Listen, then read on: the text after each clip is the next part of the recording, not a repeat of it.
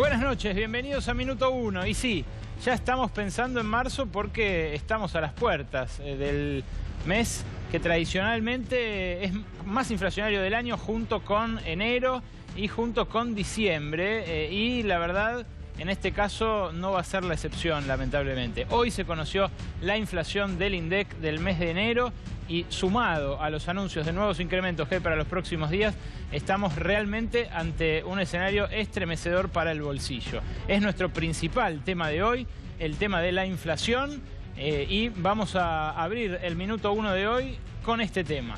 También tenemos aspectos políticos para destacar de la agenda, por supuesto, aspectos que hacen a la interna del gobierno, en el primero de los casos, el caso de Germán Garabano, ministro de Justicia, que hoy dijo sobre una de las tres patas principales de la coalición gobernante Cambiemos, me refiero a la doctora Elisa Carrió, puede pedir mi juicio político. Van a ver en unos minutos nada más cómo le respondió la tropa de Carrió directamente mientras se producían esas declaraciones esta mañana por radio. Una interna al rojo vivo que seguramente será parte de la discusión que tenga el presidente con los ministros y con una mesa chica política en el retiro espiritual que va a encabezar en la residencia presidencial de Chapadmalal. Y el tercero de los temas que tenemos para presentarles, Ricardo Alfonsín, perdón, el, todavía radical alfonsinista, hombre que se reivindica del gobierno oficialista, pero que ha mostrado sus matices, sus críticas en varias ocasiones. ¿Qué dijo? Si no fuera de Cambiemos, iría a la marcha del 21 de febrero. Si no fuera de Cambiemos, iría a la marcha del 21 de febrero. Quizás espera que lo inviten, quizás sea hoy el momento, porque lo tenemos a Hugo Yasky, aquí uno de los principales convocantes de la marcha del 21 de febrero, el momento para que alguien le haga la invitación y le dé el empujón definitivo a Alfonsín para que vaya a la marcha, como es su deseo, como dijo. Y también quédese con nosotros porque va a hablar en instantes nada más aquí uno de los gremios que discute la paritaria bonaerense. Venía relativamente encausada esa discusión a partir de un quiebre en el frente gremial docente. Había quedado, parecía, bastante solo en el costado más confrontativo Roberto Baradel por su tema, pero hoy las tratativas que debían desembocar en un entendimiento entre María Eugenia Vidal y los gremios bonaerenses entraron en un callejón sin salida. Y en instantes vamos a hablar, porque esto fue hace minutos nada más, y es importante para los que están pendientes del inicio de clases en todo el país y específicamente en la provincia de Buenos Aires. Para ellos, en instantes nada más, hablamos con uno de los protagonistas. Ahora nos ponemos en marcha.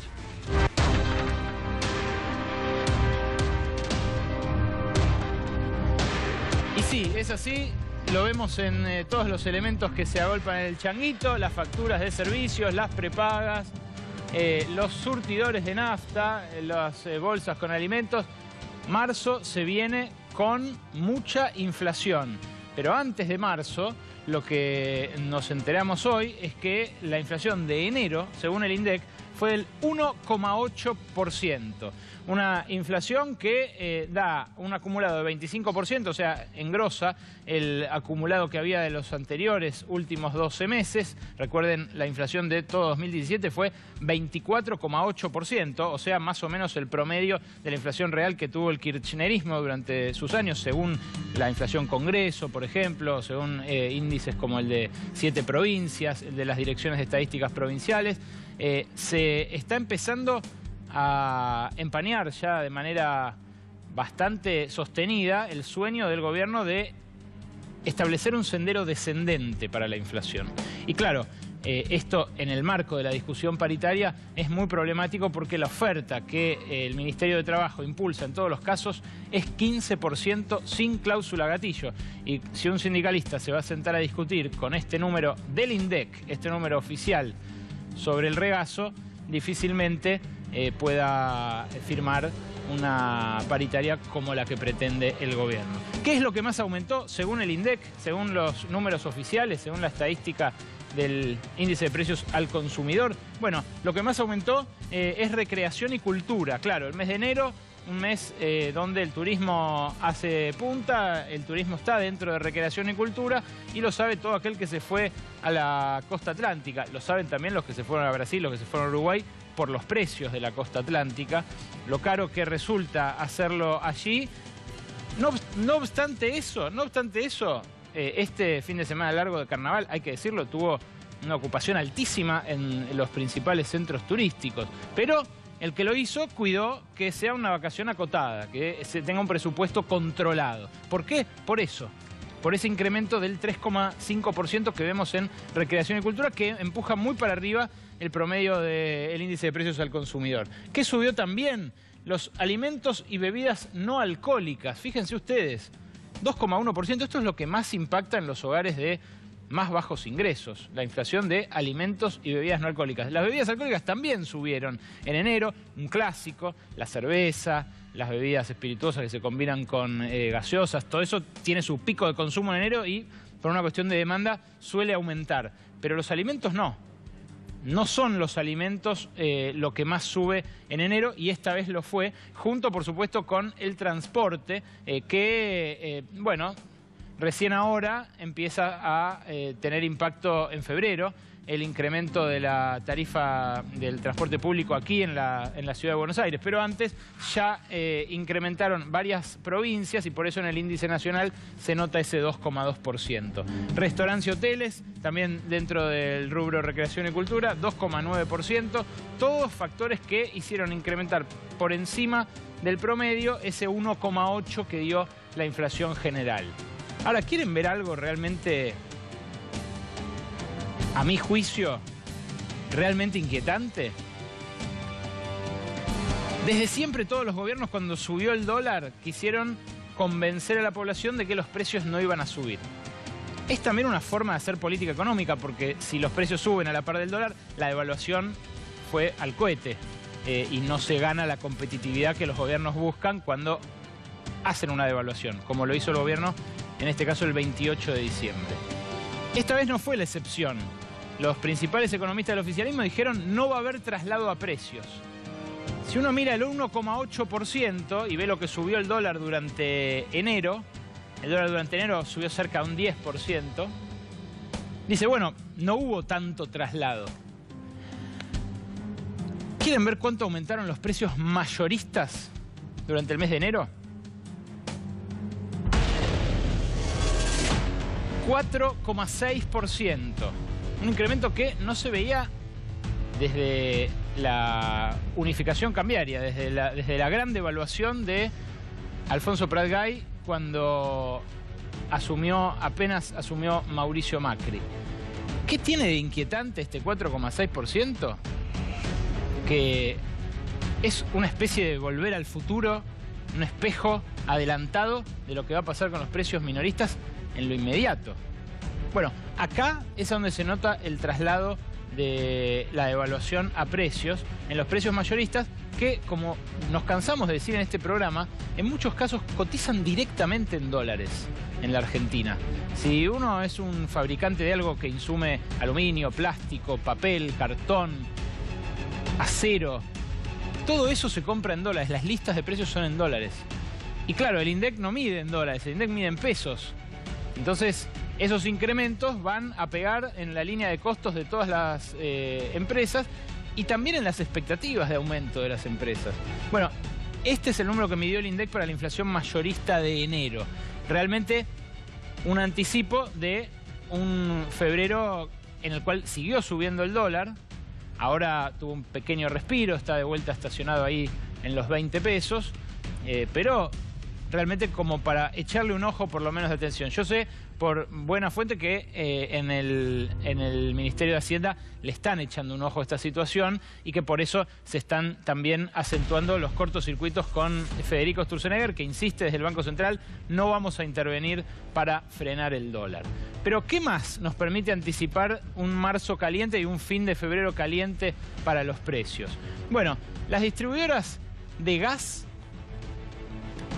pidieron formalmente incrementos del 33 al 43% a partir de abril. Lo publicó hoy el diario Clarín, es por la reducción de subsidios. Ya hubo una suba del 45% en diciembre. Hace un mes y medio. Esto es para abril, dentro de 2 meses y pico.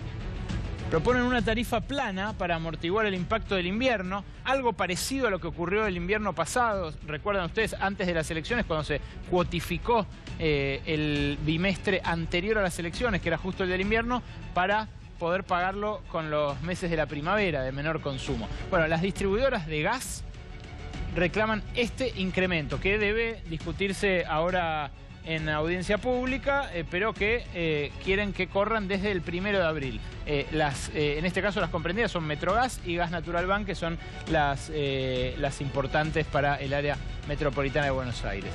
Pero hay más. Y en esto no podemos dejar de destacar que el sendero viene empinado.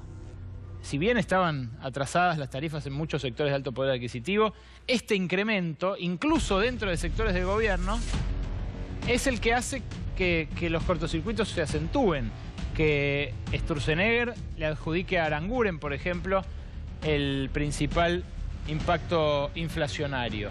Bueno, esta nota de ámbito financiero es un reporte del Centro de Estudios de la Nueva Economía, que lo que muestra es que si bien la inflación fue del 24,8% durante el año pasado, los costos de mantener una vivienda subieron, eso que ven ustedes ahí, 55,6%. Claro, es el impacto de electricidad, gas y agua, 3 servicios que este año vuelven a subir muy por encima de la inflación. ¿Qué más tenemos? Los taxis hoy comunicaron que a partir de... En realidad no los taxis, sino el gobierno porteño que regula la tarifa de los taxis, comunicó que va a haber una nueva suba del 18% en marzo.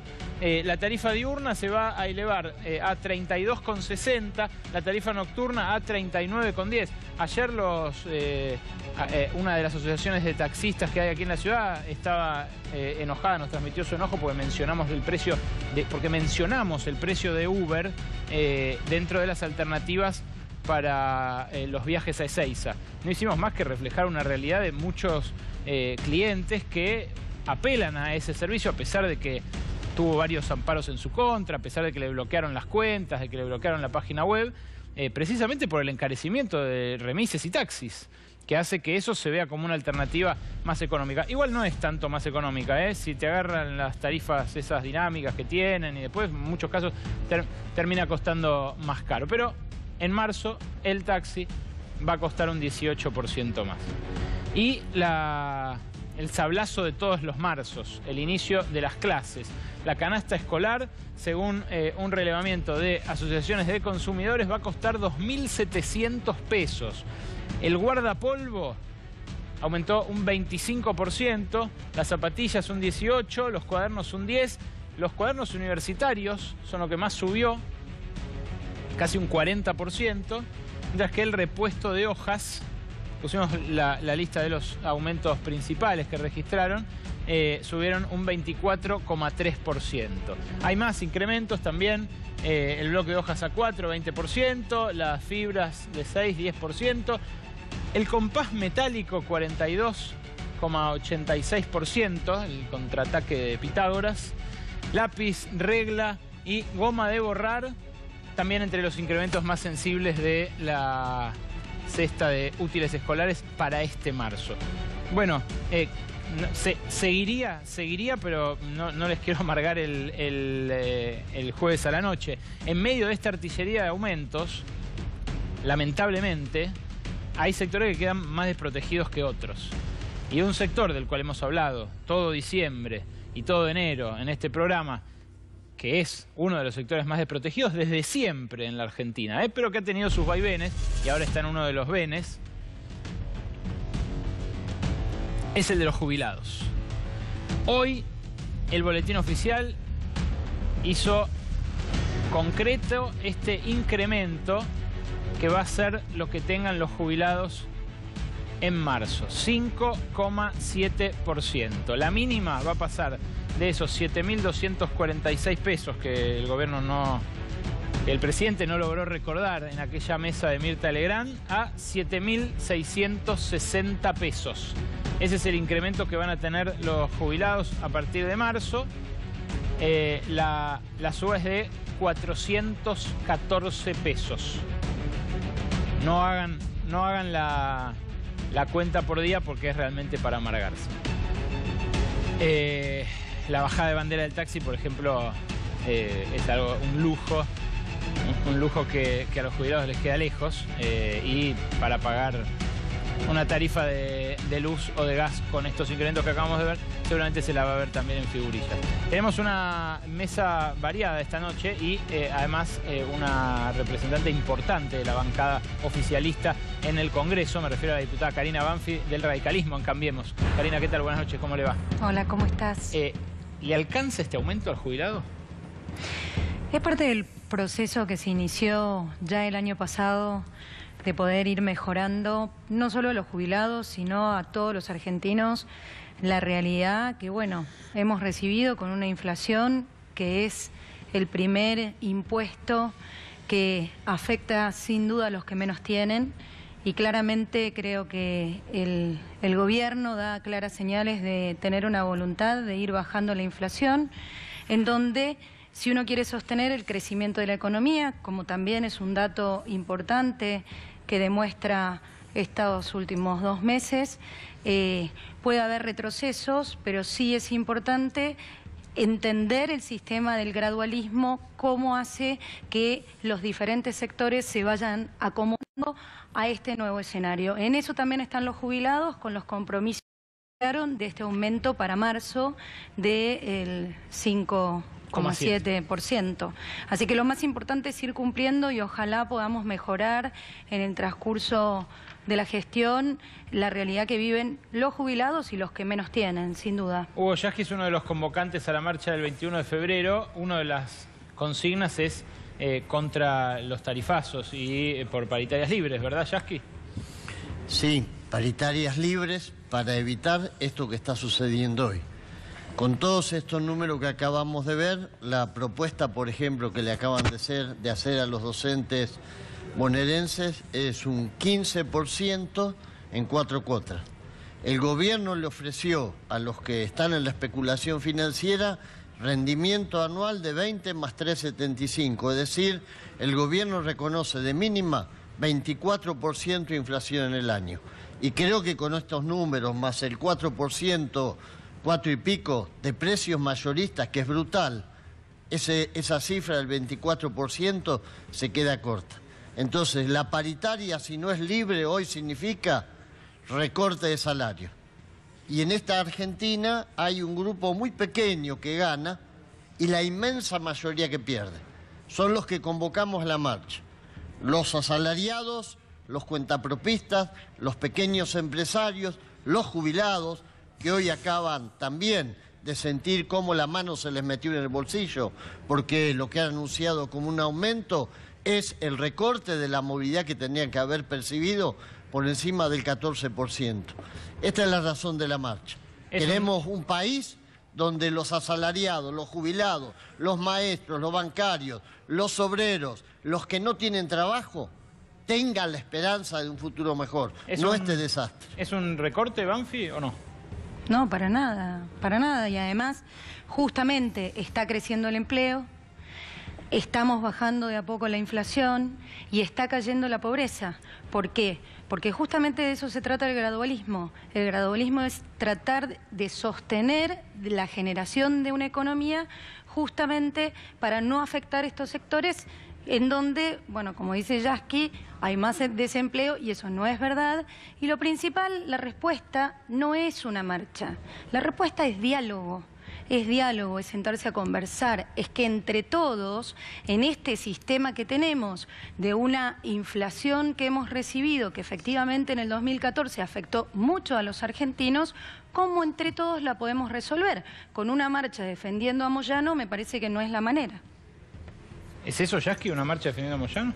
No, es una marcha multisectorial en la que convocamos las dos CTA, efectivamente el sindicato de camioneros, la Corriente Sindical Federal, todos los movimientos sociales del país, todos, organismos de derechos humanos, las 6 organizaciones que agrupan por primera vez las 6, marchando juntas, a las pymes y a los empresarios de la pequeña industria, porque este programa económico, mejor dicho, este desastre que están haciendo con la economía, basta después de 2 años de gobierno de seguir diciendo la inflación que heredamos. El presidente en campaña electoral decía que el que no resolvía la inflación en un mes era un idiota, que ellos asumían y a los 2 meses no había más inflación en la Argentina.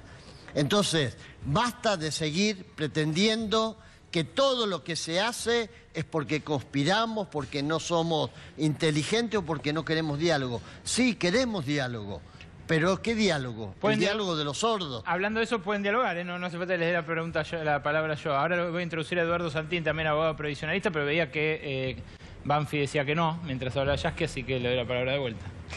No, a mí me parece que efectivamente no se está entendiendo cuál es el proceso de cambio que nos pidió la gente. Y no solo le pidió a Cambiemos, que somos un partido político y hoy tenemos una gran responsabilidad de gobernar este país, sino que también se lo piden a los sindicalistas. Y creo que la crisis que está viviendo el sindicalismo hoy, en donde para nosotros es muy importante la representación de los trabajadores, justamente porque necesitamos actores válidos en la mesa de negociación que defienda el derecho de los trabajadores en función de cuál es el verdadero mapa que tiene la economía argentina. Preguntarte, por ejemplo, ¿qué pasó cuando teníamos en el año 2014, con las medidas que tomaba Axel Kicillof, una inflación con deflación? ¿Qué medidas tomaron ustedes? Porque yo no me acuerdo que hicieron una marcha con respecto a esas medidas. ¿Y por qué la hacen ahora? Una economía que está creciendo, en donde saben ustedes perfectamente que crece el empleo y en donde con esas medidas positivas podrían sentarse a negociar y conseguir quizás mucho más que hoy hacerle el juego al patrimonio de Moyano, que está contra las cuerdas porque lo pone la propia justicia, no porque lo pone un gobierno, porque tiene que rendir cuentas en la justicia. Mirá, en primer lugar, basta de remitirse al 2014. Pero es Estamos historia, en el Yasky. año... No, perdóname. Es parte de la historia. Perdóname que te escuché tranquilamente, compañera diputada, te escuché, escuchame vos a mí. Basta de remitirse al 2014. Basta de la mentira de la pesada herencia. Ustedes hace 2 años que gobiernan y hablan de lo que pide la gente. ¿Saben qué es lo que pide la gente? Llegar a fin de mes. Tener un salario digno, tener trabajo. Es mentira que tenemos más empleo. Tenemos menos empleo. Se tendrían que haber creado 880.000 puestos de trabajo solamente para cubrir el crecimiento vegetativo de la población y se creó menos de eso. Tenemos menos empleo, tenemos más cuentapropismo. Decían pobreza cero, tenemos más pobreza. Este es el problema que tenemos. Yo ando por la calle, solo, caminando, y la gente, como decís vos, me dice, salgan a pelear por el salario, representen a los trabajadores, y eso es lo que hacemos. Si hay un sindicalismo que está en crisis, es el que durmió con el gobierno durante prácticamente 2 años. Aquellos que todavía quieren la luna de miel, a pesar de que el gobierno los amarrea y los tira de la cama, esos sí que están en crisis. Esos no pueden ir a una asamblea. Ahora, esos no pueden andar por la calle caminando entre la gente. Pero ya es que... Ese es el sindicalismo en crisis. El sindicalismo que asumió que hay que salir a pelear por lo que es justo, solamente lo que es justo, No hablo ni de mejoras, ni de crecer el salario, no. Llegar a fin de mes. ¿Vos te imaginás una maestra que mañana lea el diario y se entere de que la gobernadora Vidal, que dijo en un programa de televisión que las maestras tenían que ganar por lo menos 40.000 pesos, les ofrece hoy 15% en 4 cómodas cuotas a lo largo del año, mientras ustedes mismos reconocen para los tenedores de bonos, para los especuladores financieros, 24% cash en el año.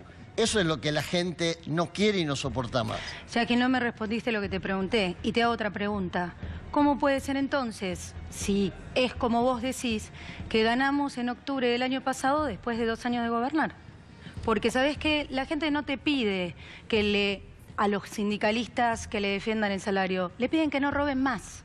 Eso es lo que pide la gente en la calle. Y por eso ganamos en octubre. Si alguien roba en este país... Y no es tu caso. No es mi caso, ya sé, pero si alguien roba en este país, son esos grandes empresarios que se llevan la plata a las Islas Caimán, son esos grandes empresarios que evaden permanentemente impuestos, que modifican leyes para producir blanqueo, para que los familiares puedan blanquear dinero.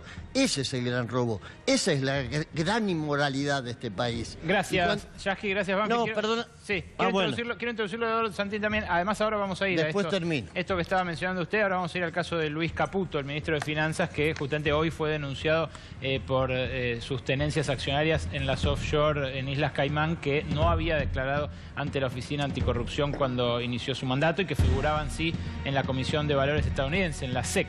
Pero digo, Eduardo Santín, buenas noches.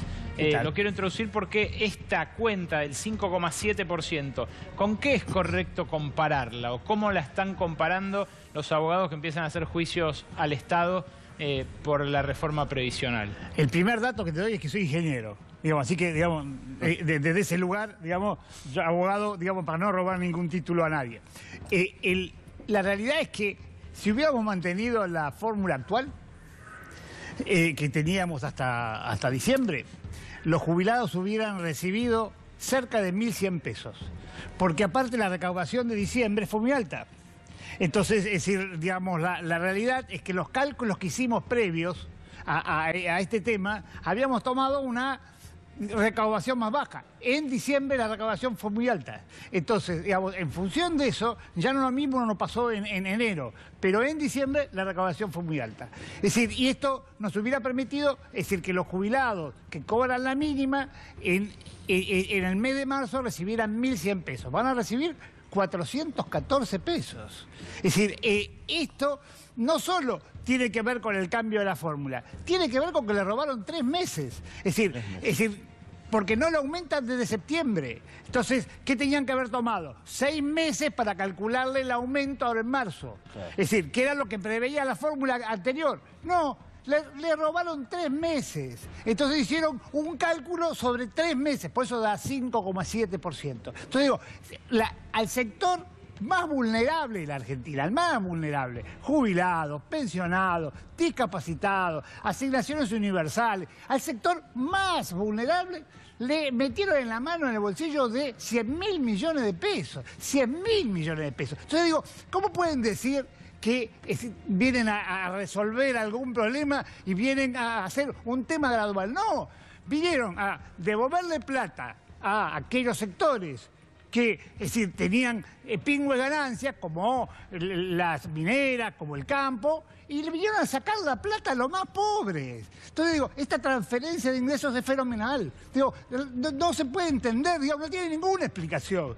Digo, ¿cómo vos se puedes explicar que en vez de cobrar tu mamá, tu abuela, tu tía, en vez de cobrar 1.100 pesos en este mes de marzo, va a cobrar 414? ¿Cómo se lo explicás cuando vienen y te preguntan? ¿Eso es el gradualismo? Si no, claro, no, yo sabía que lo necesitaba. ¿Sabes por qué lo necesitaba? Para el sojero de la esquina. Ahí se le tenía que dar la plata. No, esas son, ¿cómo se lo explicás son a tu cuestiones tía? retóricas para la tele, está todo bárbaro.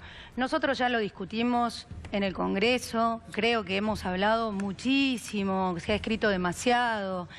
Y realmente poco se ayudó a la comprensión de este proceso. No se puede medir no se puede medir la adecuación de una fórmula que efectivamente, como usted dice, el sector, un sector desventajado como es los jubilados, cuando hay deflación, por ejemplo, como en el 2014, ¿dónde hay deflación? o en el 2000, como hubo en el 2014 en la devaluación, perdieron mucha plata. No, también en el 16 perdieron mucha plata. Lo que se hizo cada vez que ahora, hubo devaluación, pero yo lo escuché. No, porque no me va a dejar hablar. No, si yo te dejo hablar. Bueno. Pero ¿sabes lo que le pasó? ¿Sabes lo que le pasó a la fórmula anterior? Era una fórmula pero ya la discuché, es ley. Era una fórmula muy inteligente, señor. pero era muy ya inteligente la fórmula. ¿Sabe qué es porque lo cuando el país se achicaba, como pasó en el 14 o en el 16, es decir, la fórmula se retraía. Cuando el país se expandía, pero la fórmula le permitía a la gente participar de esa expansión.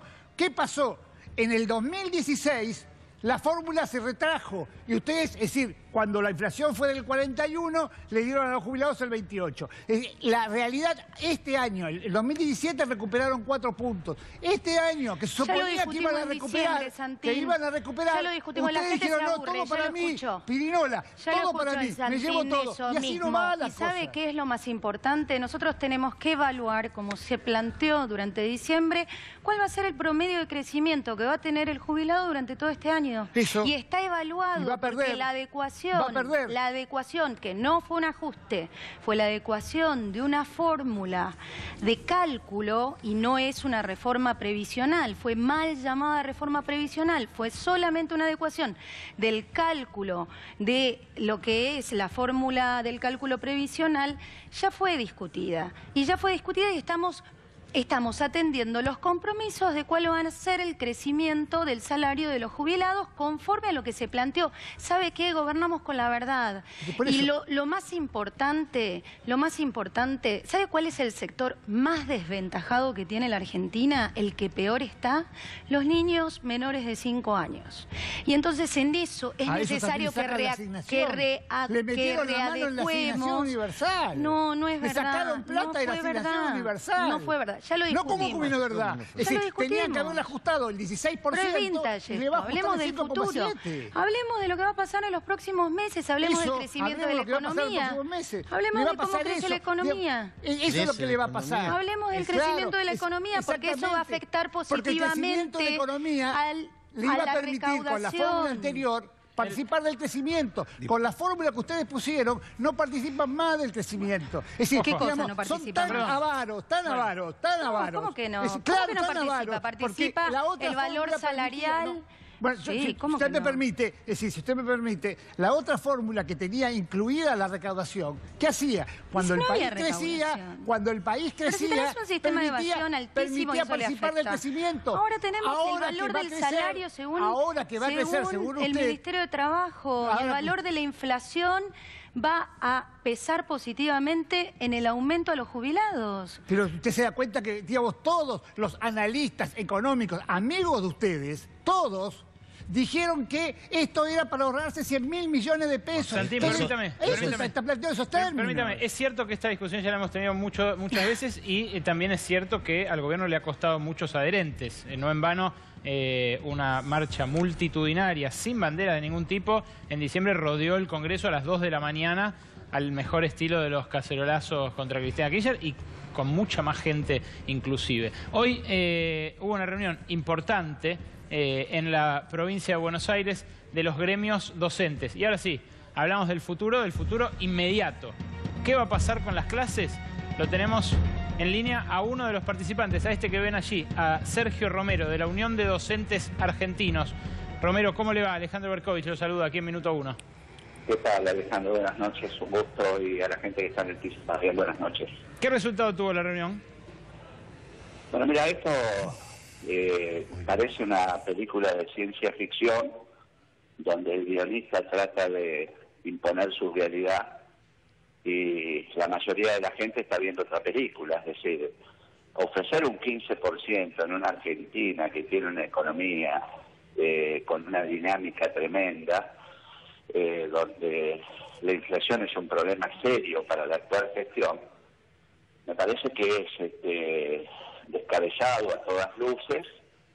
Y bueno, me parece que no estamos cuidando a la educación en la República Argentina, no estamos cuidando a los trabajadores de la educación, a nuestros docentes. Yo lo he dicho muchas veces a esto, nos queremos parecer a Finlandia, pero qué lejos que estamos, no vamos a estar nunca cerca de Finlandia. Fíjate vos que el año pasado, un ministro que pasó por el Ministerio Nacional de Educación y Deportes, Esteban Bullrich, fue más de una vez a Finlandia. Y venía acá y hacía todo lo contrario. Realmente no tuvimos suerte, dejó muchas dudas, dejó muchas falencias en el sistema educativo. Finlandia paga salarios dignos a sus trabajadores, tiene condiciones de trabajo adecuadas, y el Estado tiene una fuerte participación en lo que es la formación y capacitación docente. Aquí hay mucha ausencia del Estado, es decir, ofrecer el 15%. Y aparte el 15% de qué. Digo, Si vos haces un 15% claramente sobre el salario de un funcionario que mínimamente gana 100.000 pesos, tiene un grado de razonabilidad porque ese funcionario va a mejorar su salario en 15.000 pesos. Ahora, si ofreces un 15% sobre un salario inicial en la provincia de Buenos Aires que está en 12.500 pesos, esto significa una mejora en el año de 1.900 pesos. Romero, esta nueva postura suya, Hamilton le habla, vuelve a unificar el Frente Sindical, porque usted había marcado diferencias con Baradel, había dicho que usted prefería sentarse en la mesa del diálogo, que no había que plantear siempre como la alternativa de parar, que esto no había resultado en ocasiones anteriores. ¿Esto vuelve a unificar un poco el Frente Sindical, por lo menos en la provincia de Buenos Aires? Es que yo nunca, si se ha leído mal públicamente esto, yo nunca tuve diferencias con Roberto Baradel, es un excelente... ¿Pero lo dijo o no lo dijo usted esto de...? Te lo estoy explicando. Sí, perfecto. Es un dirigente de mayor estima. Lo que sí tengo diferencias con la estrategia del Frente Gremiano en la provincia de Buenos Aires. Fíjate vos, hoy un docente con este 15% en septiembre para cobrar en octubre va a llegar a 14.700 pesos. Entonces te debo aclarar que la provincia de Santa Fe en la actualidad, sin todavía haber tenido paritaria, sale para 15.200 pesos a sus docentes en el salario inicial. La ciudad de Buenos Aires hoy está en 14.200 pesos. Y el martes hay una reunión donde se va a definir en 4 puntos hacia arriba al menos, por aplicación de la cláusula gatillo, y en Cava ya se va a definir un salario aproximado de los 15.000 pesos. Es decir, el docente en la provincia de Buenos Aires va a tener que transcurrir todo el año para ganar menos de lo que ya están pagando estas provincias. Entonces me parece que tiene que revisar su estrategia al frente. Esto no es personalizado, es decir, se construye colectivamente. Yo jamás confrontaría con un par mío ni con un dirigente que tiene el mismo interés que yo. Sí, estoy en desacuerdo absoluto con la estrategia que se da al frente porque está teniendo la provincia de Buenos Aires uno de los salarios más bajos del país, ¿no? Romero, ¿chances de que no empiecen las clases a tiempo en este momento en la provincia de Buenos Aires? ¿Cuáles son? Y mirá, hoy está el colectivo docente mal, muy molesto. Fíjate lo que ha pasado en la provincia de Misiones. El gobernador junto con su ministra han culminado al docente en la provincia de Misiones a un salario de 11.400 pesos. Septiembre en la provincia de Buenos Aires, 14.700, es decir, seguimos con salario debajo de la línea de pobreza. Nosotros tenemos una fuerte confrontación en la justicia con el gobierno nacional. Nosotros hemos llevado este tema a la justicia. En el mes de abril del año pasado nosotros hicimos una presentación judicial que ya tuvo un fallo en primera instancia, lo estamos recurriendo, ya se hizo. Estamos dispuestos a llegar a la Corte Suprema. También hemos impugnado el decreto 52, firmado por el presidente de la Nación y el ministro Alejandro Finocchiaro. ¿Dónde tuvo origen ese decreto? Es decir, en la Casa Rosada. Y bueno, y vamos a dar toda la lucha que tengamos que dar para reivindicar el salario y las condiciones de trabajo del docente en la República Argentina. A mí me parece que hoy el Estado tiene una notoria ausencia, las políticas educativas no son las que necesita la República Argentina y está pasando la educación en la Argentina por una fuerte crisis donde necesita realmente que las partes se pongan de acuerdo, que se negocie con altura, con responsabilidad, es decir, ofrecer el 15% y volver a imponer en la mesa de negociación el presentismo y encima un presentismo retroactivo. Es decir, el docente que no faltó en el 2017 va a cobrar 4.500 pesos por única vez. O sea, me parece meterle presión al docente, obligarlo a ir a trabajar en cualquier situación, en cualquier condición física, e inclusive esto atenta sobre la libertad de hacer paro, porque el día que nosotros dispongamos una medida de fuerza, claro, el docente va a perder 4.500 pesos y lo va a prestar 2 veces. Es decir, están apretando el arco sindical y esto no es correcto, ¿no? Gracias, Romero, por este contacto con Minuto 1. Hasta pronto, seguramente vamos a volver a hablar. Bueno, gracias, hasta luego, buenas noches. Otro asunto sindical que hoy queríamos traerles, nos pareció muy importante, la comedia de enredos que se produjo con el gremio municipal de aquí de la ciudad de Buenos Aires. Ustedes saben que SUTECBA, un gremio que siempre fue oficialista de todos los oficialismos de la municipalidad, digamos, de todas las épocas, en manos de los históricos Genta y Datarmine,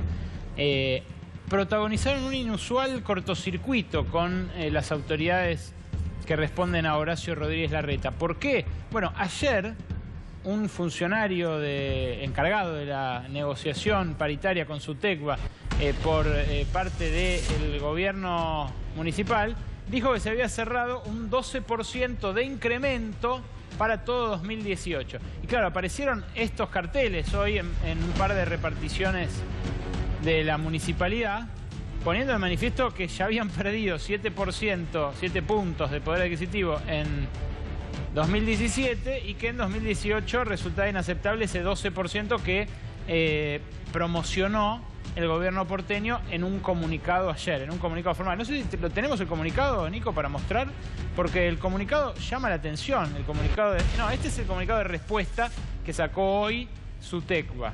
Pero digo el de ayer, porque los dos están membretados. Esto es lo que respondió hoy SUTECBA a partir de la publicación ayer del gobierno de la ciudad de que había cerrado una paritaria del 12%. Claro, a todos nos sorprendió porque ya era como una sobreactuación. El 15% que firmó José Luis Lingeri, por ejemplo, para los trabajadores de obras sanitarias, era un mimo al gobierno claramente, nosotros lo mostramos, pero 12% ya era como muy por debajo de las expectativas de inflación que tienen las consultoras que releva el Banco Central. Fíjate, el Banco Central releva 19,2% de expectativas promedio de inflación, muchas por encima del 20%. Y esto publicó el gobierno. Acordó un aumento salarial del 12% con los gremios municipales. Fíjense, el membrete ahí abajo, arriba del recargado, es el membrete del gobierno de la ciudad. O sea, fue un comunicado oficial esto. Hoy, como les decía, aparecieron esos carteles, bueno, muestras de malestar en todo el gobierno porteño, y el SUTECBA respondió con esto, un comunicado que dice solo la verdad. Y da una larga parrafada explicando en qué consiste el acuerdo que dicen tienen semiabrochado, pero que todavía no está del todo cerrado. Ellos dicen es 17% con cláusula gatillo. ¿Cómo es esto, Mariano Hamilton? Sí, utilizan varios eufemismos como para decir que cláusula gatillo. Yo lo pondría en duda, porque hablan de, en el punto 9, en el mes de septiembre será convocada la Comisión Paritaria Central, la que deberá adoptar las medidas para ver entonces en una de esas, a lo mejor probablemente, para que se compense lo que se pierde en el año. Así que está como el comunicado está tratando como de defender un poco este supuesto acuerdo que efectivamente ayer figuró y estaba firmada el acta. Esto lo mostró nuestro compañero, uno de nuestros compañeros aquí en el canal, o sea, Jadrowski lo mostró, Iván Jadrowski. Entonces, el acta estaba firmada por dos gremialistas de SUTECBA. Así que veremos qué es lo que pasa, porque lo que pasa ahí llegan al 17% con diferentes compensaciones y diferentes cuestiones. Es medio extraño, la verdad que se va a decidir entre mañana y pasado, porque realmente deben haberlos apretado fuerte a los gremialistas después de haber llegado a este acuerdo, en teoría que está firmado. Y de cara a la marcha del 21 de febrero próximo, compilamos algunas de las opiniones cruzadas de las últimas horas. ¿Ha quedado un poco solo para la marcha del 21 con relación a lo que pasó ahora que se bajó también Barrio Nuevo y Acuña, digamos? No, por favor, solo son dos personas menos. Hay ausencias que suman, ¿no?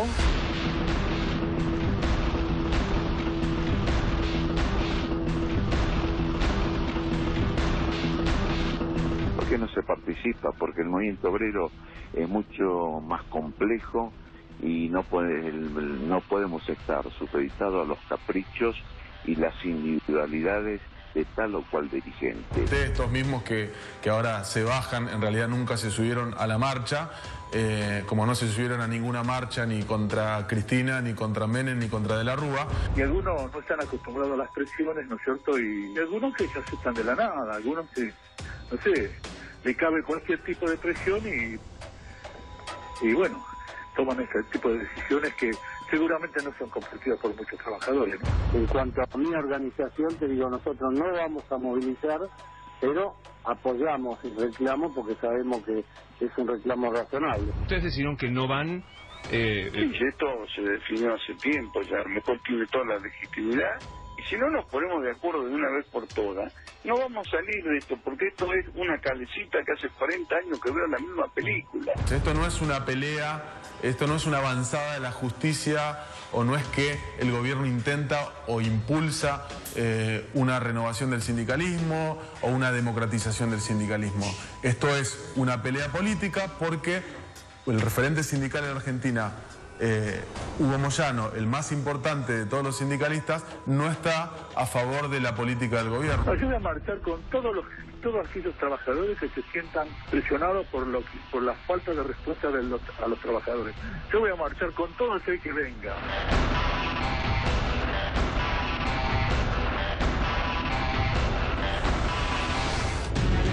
Y el dirigente radical, portador de un apellido histórico, Ricardo Alfonsín, dijo lo siguiente sobre la marcha.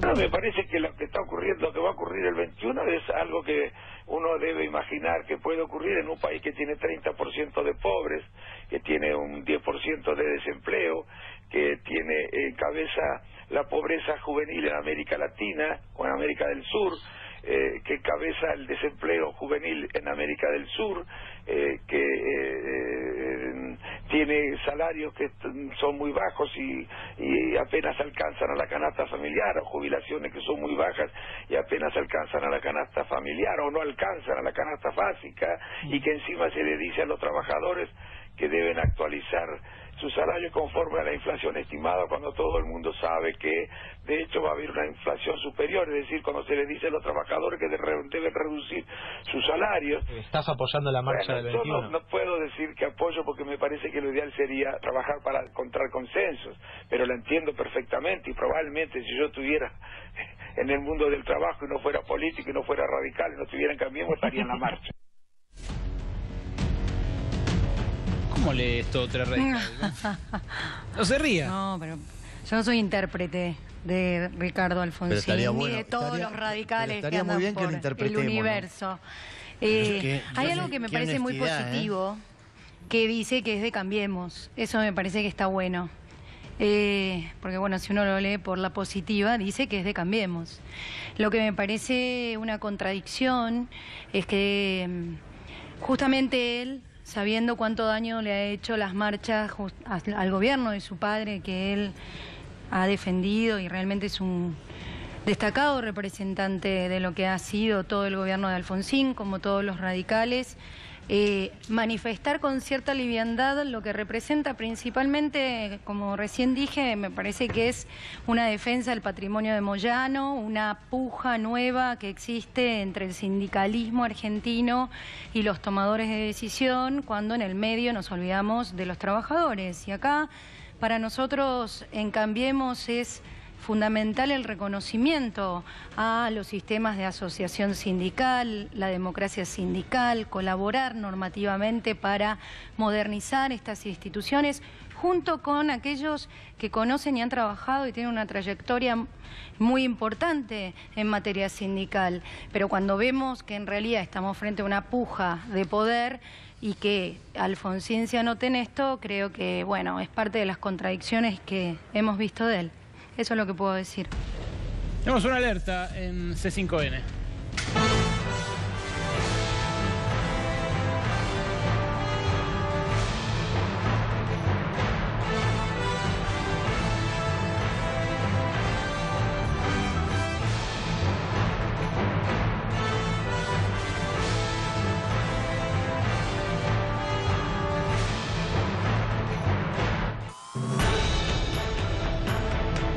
Otro escándalo con cuentas offshore sacude al Gabinete Nacional. Esto acaba de publicar el diario El País de Madrid en su versión América, con la firma de los colegas José María Airujo y Joaquín Gil. Insisto, acaba de publicarlo el diario El País. Dice que el subsecretario general de la Presidencia, Valentín Díaz Gilligan, ocultó $1.200.000 En Andorra, una de las guaridas fiscales más opacas de la Europa continental. Dice que, insisto, cito textualmente la investigación del diario El País, dice que este hombre, Valentín Díaz Gilligan, ustedes no lo conocen seguramente, es un oscuro funcionario, pero importante, portador del segundo cargo en la Secretaría General de la Presidencia, o sea, debajo de Fernando de Andrés, figuró ante el Banca Privada de Andorra, o sea, la BPA, Banca Privada de Andorra, figuró a nombre de una sociedad como representante de la empresa y accionista, y sin embargo dijo que los fondos no eran suyos. La cuenta se abrió en 2012, cuando Díaz Gilligan era asesor de la municipalidad del gobierno de la ciudad de Buenos Aires.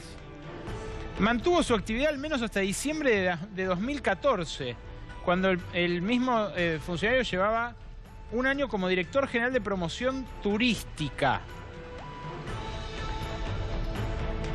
Después, como consecuencia de el nombramiento de este accionista como director de turismo de la Nación, él decide dejar la actividad comercial, según, insisto, el diario El País, y vende la sociedad el 3 de noviembre de 2014. Díaz Gilligan dice que el dinero no era suyo y que fue accionista y director de Line Action, esta compañía que tenía la plata en Andorra, para hacerle un favor a un amigo.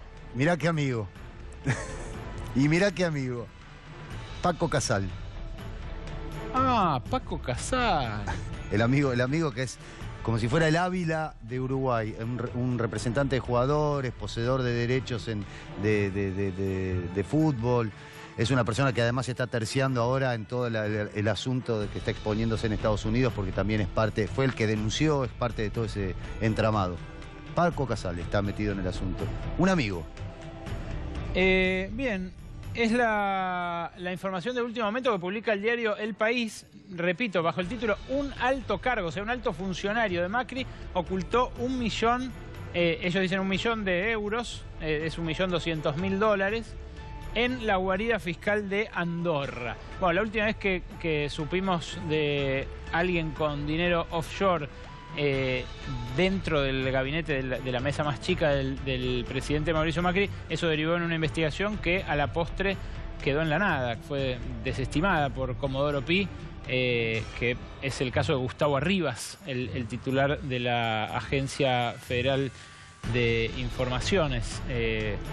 La verdad que este nuevo caso seguramente va a disparar una denuncia local, porque por ahora lo publica solamente un medio internacional como El País. Berco, hay otro implicado también en la nota. ¿Lo llegaste a pispear eso? No, meta. Está Jorge Augusto Zapac, el gobernador de Neuquén, Movimiento Popular Neuquino, que es una persona de riesgo, fue rechazado como cliente porque quería depositar 4 millones de euros. Creían que podía provenir de coimas, por lo tanto fue rechazado como cliente por el Banco de Andorra. Así que una dinastía, los otra Zapag. Persona más que está implicada. La investigación Neuquén, va por dos lados. En Neuquén ya no es gobernador Jorge Zapag, actualmente... En 2015. Claro. 2007-2015. Actualmente cambió de signo, pero lo llamativo es que aparezca este dinero, bueno, al menos opaco, ¿no? O de origen opaco, en una guarida fiscal como es Andorra y en un banco además que igual, aún así, disparó las alarmas al punto de que se enteró el diario El País. Les habíamos prometido también, antes de continuar con el debate, una información sobre otra interna que surge en el gobierno. Y a todas luces, ¿no? O sea, sin ningún prurito, sin ninguna contemplación por los cargos. Hoy dijo el ministro de Justicia, Germán Garabano: si quieren, pueden pedir mi juicio político.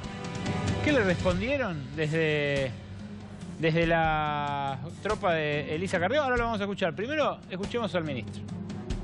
¿Consideraría justo o no que la doctora Carrió pida su juicio político? Eso es un problema de la doctora Carrió. Ella puede pedir mi juicio político, cualquiera puede pedir mi juicio político cuando quiera. No es algo que me preocupe demasiado. De hecho, yo estoy tranquilo porque, de nuevo, lo que hizo el Ministerio fue ratificar al abogado que estaba interviniendo en el juicio y que era lo que correspondía jurídicamente hacer, con lo cual la verdad que nosotros estamos muy tranquilos en ese sentido.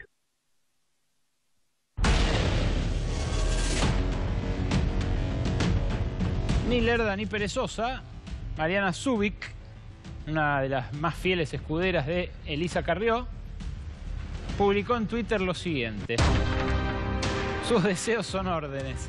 Lo hizo en vivo, mientras hablaba Garabano con nuestros colegas de Radio Con Voz. Pero hay más.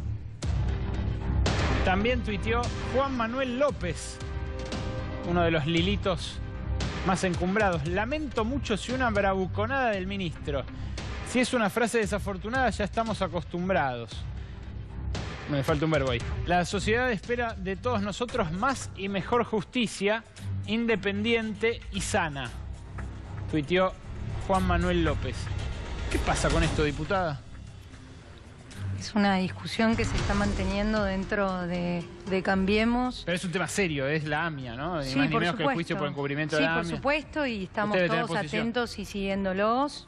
¿Está manejando seriamente, Garabano, la unidad de enjuiciamiento por el encubrimiento? Sí. El radicalismo lo está evaluando, porque hay la autoridad que tiene la unidad AMIA es Imadavilla, que pertenece a nuestro bloque, y lo están evaluando en función de cuál es la posición y las denuncias que había hecho Elisa Carrió, que no son nuevas, llevan ya aproximadamente un año. No, pero esta es nueva, esta es nuevo, diputada, porque es que están diciendo que se retiraron las acusaciones a los fiscales Mühlen y Barbacia en el encubrimiento de la AMIA. Sí, pero nuevo, ya había denunciado el año pasado. Se retiró la fiscal que había puesto la... Sí, pero justamente por una investigación que le habían pedido y una serie de medidas que le había pedido esta investigadora y también Elisa Carrió a Garabano el año pasado. Creo que esto es importante en poder seguir el curso de la necesidad de la búsqueda de la verdad que hay con respecto a la AMIA. Realmente creo que es una de las grietas más difíciles, junto con la dictadura que ha tenido que vivir toda nuestra sociedad, y que es muy triste que nosotros no podamos encontrar la verdad. Y tenemos todos una gran responsabilidad. Todos los argentinos siempre tenemos que estar en una posición de búsqueda de la verdad, para darle una respuesta a las víctimas de la AMIA, como también siempre para darle una respuesta y nunca más con respecto a la dictadura argentina. Permitime aclarar, Berco, estamos hablando del juicio de encubrimiento que se está llevando adelante en este momento, el viejo juicio de encubrimiento, en el que está el Galeano y diferentes personajes, Menem, y diferentes personajes de la época del menemismo, que fueron los que, en teoría, hicieron el soborno a Teiledín y a otros personajes. Este juicio se está llevando adelante ahora, se está realizando en este momento, no como el que mantiene preso a diferentes personajes del gobierno anterior, como incluso debería tener prisión preventiva la expresidenta, de no ser que tiene fueros o Zanini o diferentes personas que están en este momento siendo procesadas y acusadas. Este juicio que se está ventilando en este momento es el que está generando este escándalo entre Garabano y Carrió. Hugo Yasky, recién veíamos opiniones sobre la marcha del 21. ¿Ustedes creen que, pese a las deserciones, a estas idas y vueltas, lo que le escuchábamos decir a Daer, va a ir gente? Hacemos la marcha en la 9 de julio y la 9 de julio va a quedar chica. Si tuviésemos alguna duda de lo justo de los reclamos, del descontento que existe, de la indignación que hoy siente mucha gente, seguramente hubiésemos elegido un lugar donde se pudiera disimular una concurrencia escasa. Va a haber mucha gente. Y coincido con lo que dijo Moyano, a veces hay deserciones que suman. La única deserción, el único que convocó y se bajó es este señor Acuña. El resto ni siquiera convocó, Barrio Nuevo también. Bueno, Acuña y Barrio Nuevo, no, es como si vos me dijeras... Acuña y Barrio Nuevo son lo mismo. Iba a meter un viejazo, Mut y Chef. Sí, más o menos. La época del 20. Más o menos. un viejazo. Pero no, creo que va a ir muchísima gente porque convoca desde un amplio sector de la CGT, la corriente sindical, el gremio docente, las 2CTA, los movimientos sociales, el trotskismo en todas sus vertientes. Pero no solamente por eso, va a ir mucha gente porque va a haber gente que no le importa quiénes convocan, quiere expresar su descontento y quiere decirle al gobierno, incluso muchos que votaron a Cambiemos, por eso subrayo y resalto la honestidad intelectual de Alfonsín, porque hay que tener honestidad intelectual para decirlo así, y mucha gente que piensa como Alfonsín, que vota Cambiemos y quiere que haya un cambio, en serio, quiere que se termine esto, quiere que el país vuelva a funcionar y no a tener esto que, bueno, acabamos de ver, una gobernadora que recibió el gran paquete de eso que le quitaron del bolsillo a los jubilados, porque es la parte que faltaba. De esos 100.000 millones, la mayoría los recibió la gobernadora y le dice a los docentes 15% en 4 cuotas, cuando todos sabemos que la inflación con mucha suerte va a estar en el 20%. ¿Por qué deberían ir los jubilados, Santín, el 21? Porque en realidad están con mucha bronca, ¿no? Recién la diputada decía, es decir, a nosotros en octubre nos votaron. Es decir, ¿cómo puede ser que ustedes digan todo lo que dicen y la gente nos haya votado?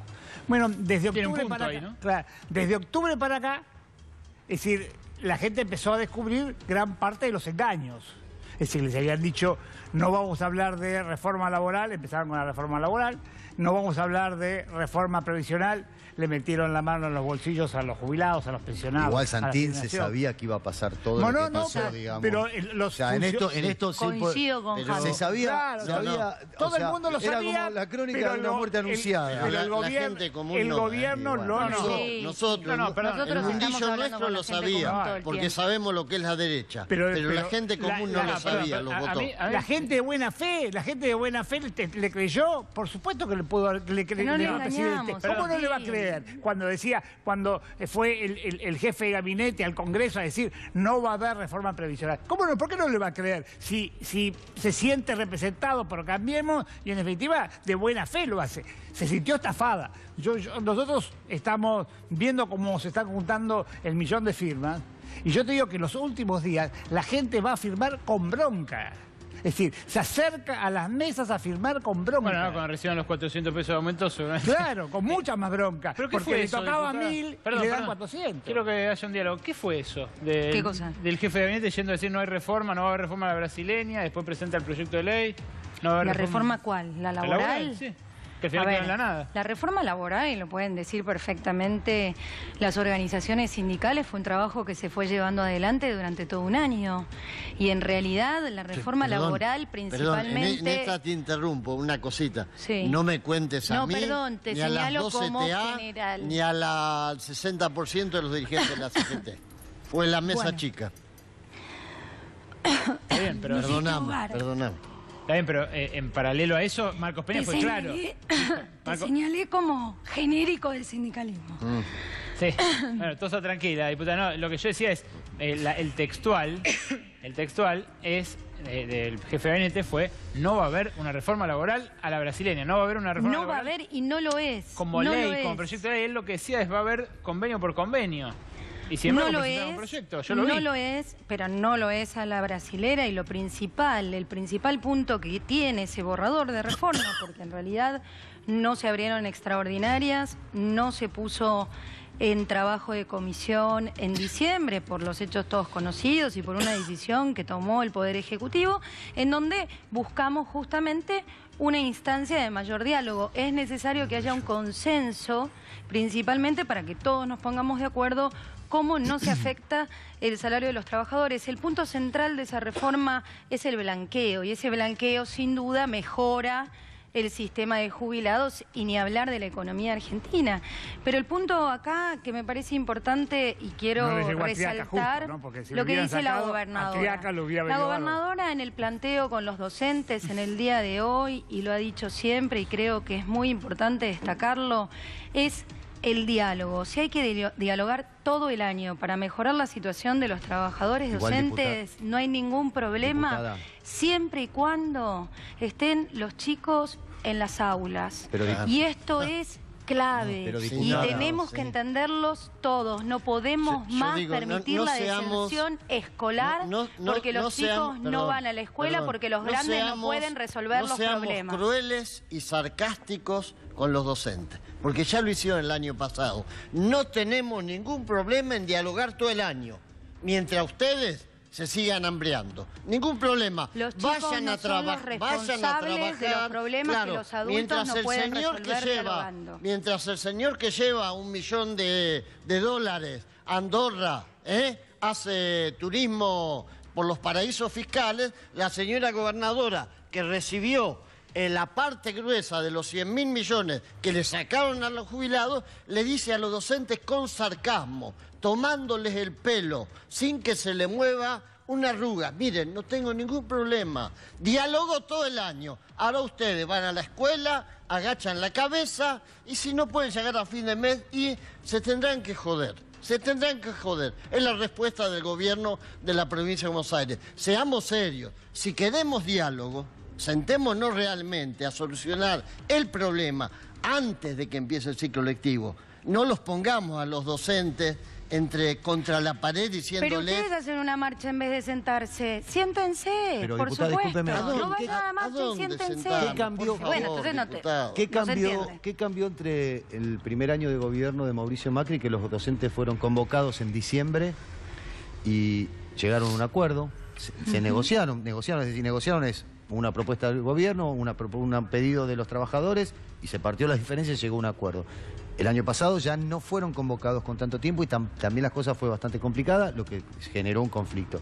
Y este año todavía estamos a 10 días de empezar las clases y ni siquiera lo sentaron, ni siquiera hay una propuesta del 15%, y frente al pedido de los trabajadores no hay otra propuesta, es esto o nada. Es como una forma rara de dialogar, ¿no? No, yo no lo creo así. Porque yo me parece diálogo, que es importante. ¿cómo es el diálogo? Dejémoslo responder a la diputada. Sí, está bien, bueno.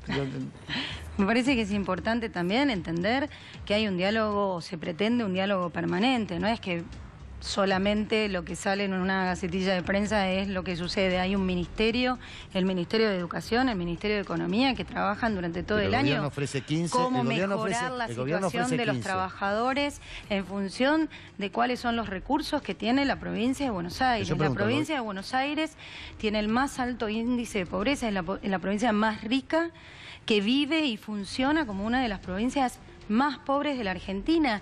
Y eso, yo no digo que lo tiene que ajustar ni los jubilados, ni los más pobres, ni nadie. Digo, cuando nosotros estamos llevando adelante una economía o un sistema de economía gradual, principalmente es porque no estamos pretendiendo el ajuste bestial que se podría hacer, en donde de un día para el otro se puede mejorar esto y arrancamos de nuevo, sino es como pretendemos que crezca la economía, que haya una mayor recaudación, que se ajusten todas las normas necesarias, y ahí viene lo de la reforma laboral, que quizás se da este año o quizás se da el año que viene con la reforma previsional, que está también contemplada. Perdón, Mariano, sí, por favor. ¿Cómo es que un ajuste bestial podría mejorar la situación? No, yo no lo comparto. Es que no lo comparto, y es la teoría de muchos liberales que te dicen no vale un sistema gradual porque genera estos desajustes de avances y retrocesos, y entonces hagamos cortes tajantes, y justamente eso es lo que planteó el gobierno. El gradualismo, que muchos se quejan, en realidad es lo que permite navegar en un proceso en donde va bajando la inflación un poco menos, pero va creciendo la economía con empleo y bajando la pobreza, que es algo que nos mata a los argentinos. Si no lo digo, parece que consiento. La verdad que esto de gradualismo, si vos mirás los aumentos de perdóname, si vos mirás los aumentos de tarifas brutales, ¿cuál es la propuesta? Si vos mirás el aumento es un acomodamiento. Si vos mirás el aumento de los combustibles brutal, si vos mirás los despidos que está habiendo, esto de gradualismo no tiene nada, No sé quién será Los por ahí, despidos de la por ahí tienen administración pública. encerrado a Frankenstein en algún lugar y Los les despidos está de la diciendo que este es administración pública, gradualismo. decís, los despidos de la administración pública, porque las empresas privadas están tomando gente. 6.465 despidos Las empresas privadas solamente toman en un gente en mes y Argentina. medio en el verano. Es una brutalidad. Entonces, si esto es gradualismo, la verdad que no me quiero imaginar. ¿Cuál sería qué la sería. otra propuesta? Ya es que a ver, ¿cuál es la contrapropuesta de ustedes? Elevar, si no es graduar. primero, Contame. paritaria libre. Primero, Generar paritaria inflación. libre. No. El salario no, perdóname. Explícale a la gente cómo dijiste, combatís la inflación. Estaba esperando que lo dijeras. Ay, buenísimo, te di el pie. Perdóname, tenemos la inflación más alta que tuvimos en la historia de nuestro país solamente en 2 años, el endeudamiento más alto y los salarios por debajo. Es decir, la tesis de que los salarios cuando suben generan inflación, ustedes hicieron todo para demostrar que es falsa. Y la a gente pruebas nos me votó en remito. octubre, ¿y sabés qué? No es el salario. El del no es 19, el salario viene abajo en octubre del 19, de la invítanos rentabilidad de nuevo. empresaria. Invítenos de nuevo a ver cómo estamos. Si seguimos con ¿Y trabajo, sabes qué? Salario y consumo interno. Si nos pagan. Si seguimos nosotros aquí, está invitadísima, diputada, por supuesto. Ahora ya nos tenemos que ir. La verdad que se puso interesante sobre el final y les agradecemos muchos mensajes que llegaron con el hashtag Marzo Recargado. Pero antes, un pequeño cruce. ¿Nos entra, Nico? Un pequeño cruce sobre el servicio que ayer decidió levantar el ministro de Transporte, Guillermo Dietrich, porque daba una pérdida de 20 millones de pesos. Lo contamos ayer, el Arbus, un servicio que conectaba el aeroparque con Ezeiza y que además servía inicialmente para ir de aeroparque a algunos puntos de la ciudad de Buenos Aires. Tenía una pérdida, sí, de 20 millones de pesos. Hoy Mariano Recalde, expresidente de Aerolíneas, dijo esto. La empresa nació en 2014, Arbus, ¿no? Nació en 2014 y empezó con esta enfermedad terminal en enero de 2016, cuando asume Macri. Porque ¿cómo empieza a vaciarse, a desangrarse y a generar esta situación en la que hoy dicen, uy, no tiene pasajeros, pierde plata? ¿Por qué? Aerolíneas Argentinas le cortó esos contratos y se los devolvió otra vez a Tienda León de una manera muy extraña. Entonces van generando las condiciones para después decir, y bueno, no tenía pasajeros. No, lo que tomaron la decisión desde el primer momento fue devolverle el negocio, devolverle el monopolio a Manuel Tienda León. No sé por qué compromisos que habrán tenido, algunos lo vinculan con la campaña electoral y el aporte de fondos. Nosotros dejamos la empresa con un superávit de 3 millones de pesos mensuales. Mientras tuvo los contratos con Aerolíneas, mientras Aerolíneas contrataba a Arbus tenía una ganancia de 3 millones de pesos mensuales. Ahora esa ganancia, que debe ser mayor, se la lleva a Tienda León. Bueno, la verdad estamos hablando de montos pequeños para un Estado, ¿no? Para un Estado que gasta lo que gasta el Estado argentino. Y lo llamativo es, ayer lo comparábamos, estos 20 millones de pesos, que de vuelta para usted, para mí son un montón de plata, para un Estado no es un gran monto, contrastan mucho con, por ejemplo, el presupuesto en redes sociales que tiene el gobierno nacional. Estamos hablando de dos cosas muy diferentes. Una es interconectar los 2 aeropuertos más concurridos del país y otro es alimentar las redes sociales con mensajes a favor del gobierno. Fíjense cuánto destina el gobierno a redes sociales según el diario Clarín. 163 millones de pesos. Es 8 veces lo que dice Guillermo Dietrich que pierde esta empresa que, mal, bien, con pocos micros, con muchos, con más pasajeros, con menos, conectaba, bueno, una de las grandes asignaturas, todo el que viaja lo sabe. Argentina es un país potencia en muchos aspectos, una de las 25 naciones con mayor producto del mundo, pero sus aeropuertos dan pena porque justamente no tienen la conexión con las ciudades que tienen ciudades como México, como Chile, como Río de Janeiro, lugares a los que uno llega y se toma un subte, un tren, Nueva York, lugares donde uno llega y se toma un medio de transporte público. Bueno, acá eso no existe y esto era un intento, reitero, mal, bien, pocos pasajeros, muchos. Hoy Guillermo Dietrich lo reivindicó el levantamiento del Arbus, lo decía de esta manera. La realidad es que no hay un problema hoy porque una de las razones que cerramos Arbus es que la gente no lo usaba. Por lo tanto, tengamos en cuenta que en Argentina el año pasado han volado entre doméstico e internacional más de 20 millones de personas, 20 largas, creo que 25 millones de personas, y Arbus había días que lo usaban 200 personas en todo el día. Entonces la realidad es que no era usado por la gente. En lo que más inquieta a muchos es Ezeiza. Hay días que Arbus lo usaban solo 100 personas desde Ezeiza. Y esto generaba al Estado que un costo de 20 millones de pesos por año, que es muchísima plata, y nosotros tenemos que cuidar la plata de todo lo que hacemos. Bueno, más plata que esos 20 millones se llevó el subsecretario general de la Presidencia a Andorra, a la guarida fiscal, como dijimos hace un ratito en la alerta en C5N. Se nos fue el programa, les agradecemos por otra noche de habernos acompañado aquí en Minuto 1. Como decíamos hace un rato, esperamos seguir al aire por mucho tiempo más y que vuelva la diputada Karina Banfi cuando ella desee. Si nos sigue yendo como esta noche, en la que nuevamente le ganamos con amplitud a nuestros competidores, seguramente eso vaya a ocurrir, a pesar de que en muchos casos los discursos alternativos, los que salen de la monocromía mediática de estos tiempos, pareciera que desentonan tanto que hay que apagarlos. Gracias, Hugo Yagi, por venir esta noche. Gracias también por venir, Santín. Hasta mañana, Mariano Hamilton. Gracias por venir, ¿no me decís? No, a ustedes sí, gracias por acompañarnos y nos reencontramos mañana a las 9. Acá los dejamos en manos de Roberto Funes Ugarte con toda la información, vestido de torero hoy. Buenas noches.